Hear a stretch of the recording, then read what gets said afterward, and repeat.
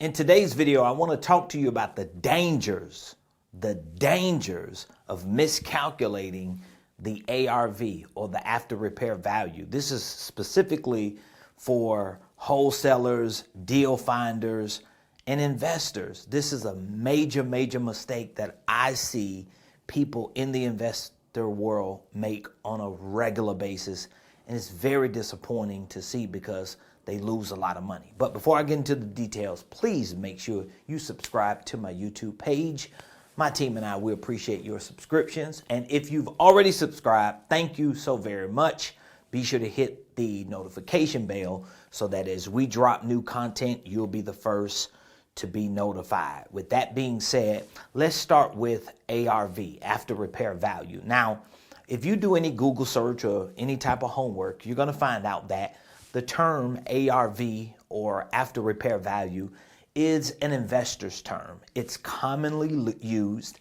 It's thrown out there all the time, unfortunately, especially by wholesalers. And I don't have a problem with wholesalers because I wholesale. What I have a problem with is wholesalers, deal finders, and investors who are really speculators. They're amateurs. They're newbies. They're really not experienced. They really don't understand all aspects of real estate investing. And they learn a little bit off of videos like this on YouTube or social media. They go to one or two seminars. They join a mastermind, get some coaching, take some classes, and they think they're the next best thing since sliced bread. And so all they do is miscalculate properties, and they use this term after repair value to inflate and over exaggerate the potential profits that they or anyone else can make. And this is a major mistake. And so I want to make sure that you, number one, understand the importance of ARV, or after repair value, from an investment perspective, but also understand the importance of how you properly use it so that you don't find yourself in a whole lot of trouble. So this is a very common term that's used in the investor world. ARV, or after repair value, is the calculation of what a property would be worth after you purchase it and fix it up. So let's say, for example, if you purchase a property for $100,000, and let's say that it takes $50,000 to renovate it, to repair, to fix it up, right?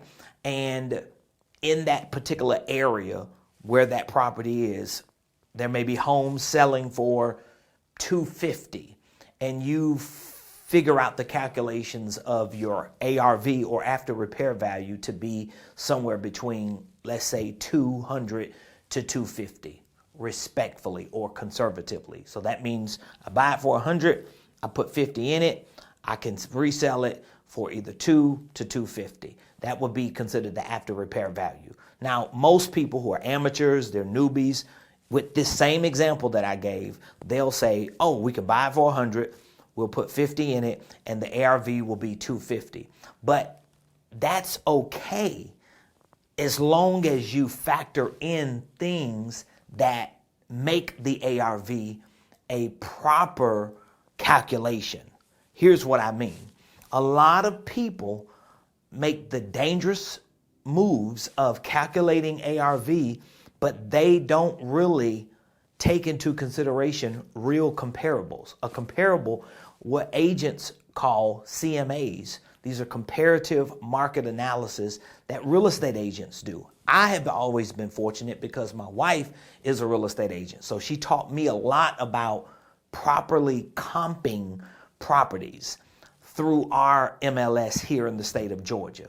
So real estate agents have access to the MLS, and they're able to comp properties, which gives them not necessarily an appraised value of the property. That's something for an appraiser, but it gives them a great idea of how that property should be priced in the event that they're listing it for their clients. And this is very important. So if you are a deal finder, a wholesaler, or a real estate investor, whether you're a newbie or seasoned, I would highly recommend that you have an agent on your team. Most of the most of the successful real estate investors that you know, they either have agents on their teams, and a lot of them, like me, have spouses who are agents if they're not agents themselves. Because what is the advantage of having a real estate agent? Well, you can have a better idea of what the comparables are. You're not out here guessing. A lot of newbies and amateurs, what they do in today's world is they'll look at what price they can pay for the property. They'll get an estimate, whether they do an inspection or have a contractor go to the property, and they'll have an idea of what the costs are associated to renovating or repairing the property. And then they'll just look on websites like Zillow or Redfin or Trulia or some other investor-friendly sites to look at comparables. And although they may have somewhat of an idea, the more you do it, the better you get, you still want to vet that or filter that through more of a legitimate CMA or comparable, because there may be some things you're missing on those sites that are open to the general public that a platform like the MLS or whatever your real estate friendly platform is in your area is, there's going to be some other data points that they can put in there to get a better idea. So the comparables or CMAs are important. And then you can also get an appraisal.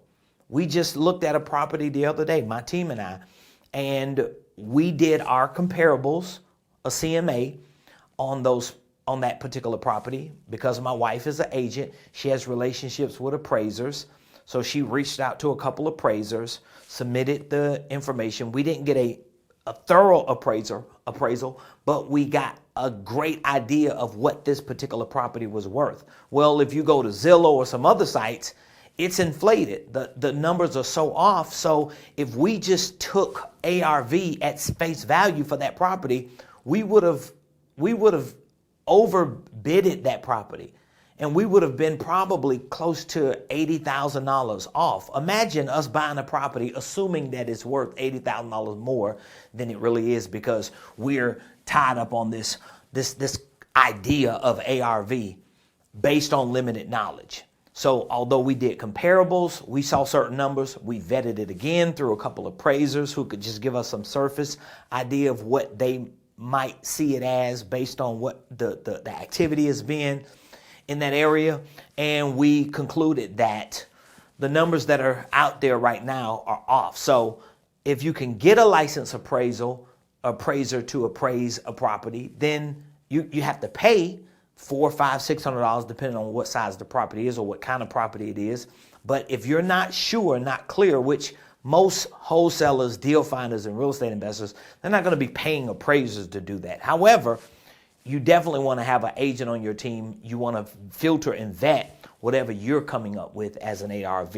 And then you also want to factor in the quality of the repairs, because you think, okay, just because you put laminate floors in, or you put new vanities, or there's certain things you're just assuming automatically that it's going to reappraise higher to get you to the top of that ARV. As a matter of fact, we had a property that we were working on purchasing several months ago, and we knew that the basement in this property needed to be finished. And we, of course, were thinking it through how we would finish it. But because we have relationships with appraisers, we ran it back through an appraiser.